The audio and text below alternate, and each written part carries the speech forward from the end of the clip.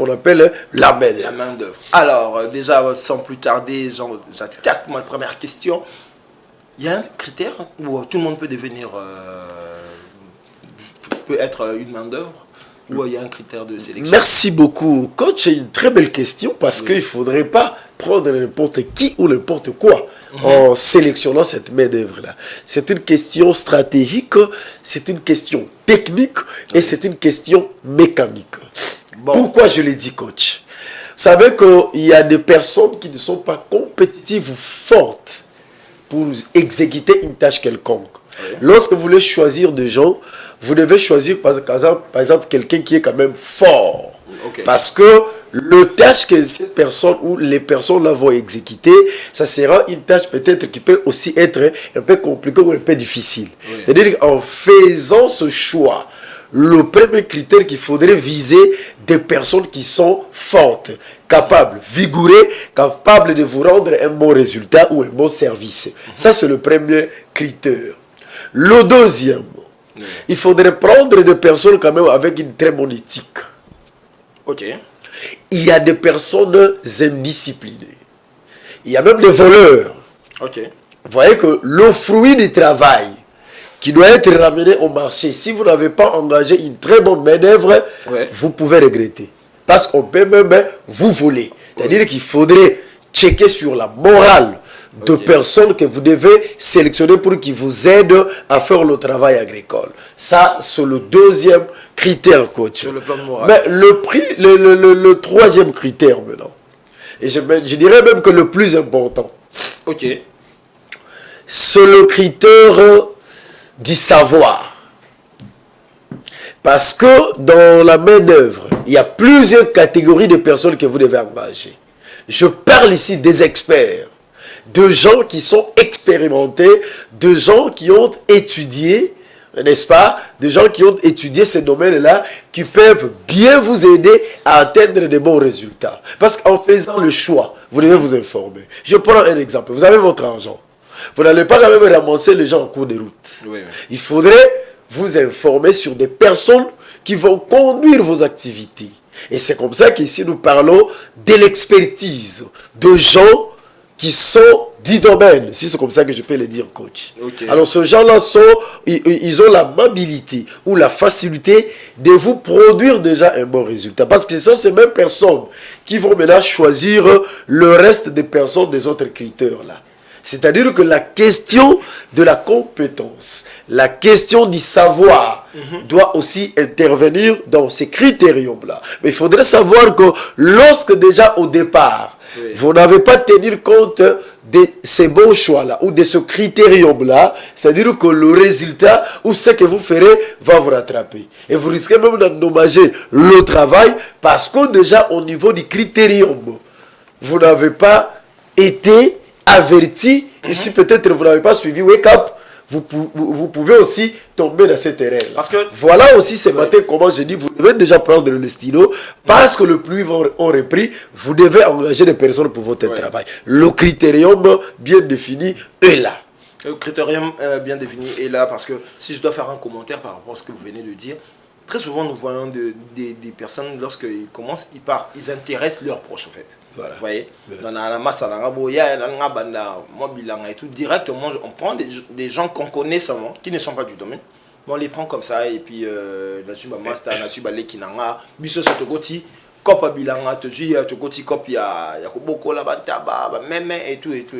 donc, c'est pour dire seulement que à part l'aspect moral, comme vous avez sorti, il y a aussi l'aspect mécanique, qui a la vigueur et tout. Il faudrait des personnes vigoureuses.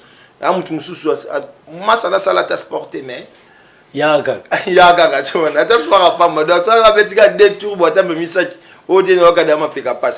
Donc, on prend ces gens des choix. De fois, ce sont des choix où ils ont. Très souvent, ce sont des choix où ils ont encadré, ce que je voulais dire. Ça ne cadre pas vraiment avec, le métier dans lequel nous nous lançons. Il y a un critère, et dans les critériums, il nous a parlé de la compétence, il nous a parlé de la moralité et de la vigueur. Donc, ce sont des critères OYO tant que tu as la mutuana, il faut azala nango. Il faut azala nango. Parce que la compétence, on parle du savoir. Il sait de quoi vous parlez, il sait ce qu'il doit faire. Voilà. Vous voyez, ici à peine on a parlé de la discipline. Même s'il ne veut, il n'a pas envie de le faire, mais il sait ce qu'il doit faire. Mais toi, tu ne vas pas prendre quelqu'un, non seulement qui n'a pas envie de faire, mais aussi, il ne sait pas ce qu'il doit faire. Mais tu les prends dans ton activité. Alors, ma deuxième question. Oui, vous nous avez parlé, il faut trouver des personnes compétentes, mais comme moi déjà je suis profane, où est-ce que je peux trouver cette main-d'œuvre? Belle question, coach. Je pense que je reviens un peu sur cette personne qui pense sélectionner ses amis pour l'aider dans ce genre de travail qu'il doit faire sur le terrain. Oui. Je pense que ça, c'est avoir un sentiment de mesurer. Ce n'est pas comprendre l'efficience ou le rationalisme de ce que vous voulez faire comme activité sur terrain. Et donc, je pense que tenez compte du critère. Ne dites pas pour aller exécuter cette tâche-là. Je pense que c'est ce conseil que vous devez retenir. Par rapport à votre question, où trouver cette main-d'œuvre-là? C'est une question très sympa. Vous savez, nous avons parlé du milieu agricole, nous avons parlé de paysans qui travaillent déjà dans ces secteurs-là. Vous savez, le milieu rural ou les villages vous sélectionnent, je dirais, à 80%, n'est-ce pas, de là où facilement vous pouvez trouver la main-d'œuvre parce qu'ils vivent déjà agricole. C'est-à-dire ils vivent dans l'agriculture et dans l'élevage. Vous verrez que la jeunesse, même le moment, c'est vraiment un échantillon très compétitif pour que vous puissiez le sélectionner, n'est-ce pas, pour l'agriculture. Mais ici, par exemple, vous devez vous informer. Vous voyez, le tout dépend de l'information que vous devez avoir sur les endroits où vous pouvez trouver des personnes qui peuvent vous aider. La question d'abord, c'est de savoir, vous voulez travailler où? Vous voulez faire votre activité agricole dans quel espace? Première question. Plateau de Bateke, Kassangoulou, moi je ne sais pas. Gilles Brasserie, moi je ne sais pas. Mais partout où s'exécute cette activité-là, je pense que c'est le milieu compétitif pour sélectionner la main-d'œuvre que vous pouvez utiliser pour vous aider par rapport à votre travail, par rapport à ce que vous êtes en train de viser, faire. Ok. Voilà. Donc, où déjà on peut trouver cette personne? Non, où d'abord on doit faire notre activité. Et c'est là dépend maintenant de l'endroit où on va faire notre activité que nous allons savoir aussi qui on peut amener dans notre bateau, qui pourra nous accompagner dans notre activité. Alors, c'est bien de nous parler des main-d'œuvre et tout, mais il y a un problème de confiance ici dans ce pays. Voilà. Il y a un problème de confiance. Maintenant, vous qui êtes ingénieur, vous êtes expérimenté avant de nous conseiller et tout. Mais comment faire pour des profanes comme moi, comme Stani Samba, qui veulent se lancer, savoir faire confiance? Il y a quel indice? Il n'y a pas d'indice? Ou juste parce que la personne est excellée? Ou comment? Parce que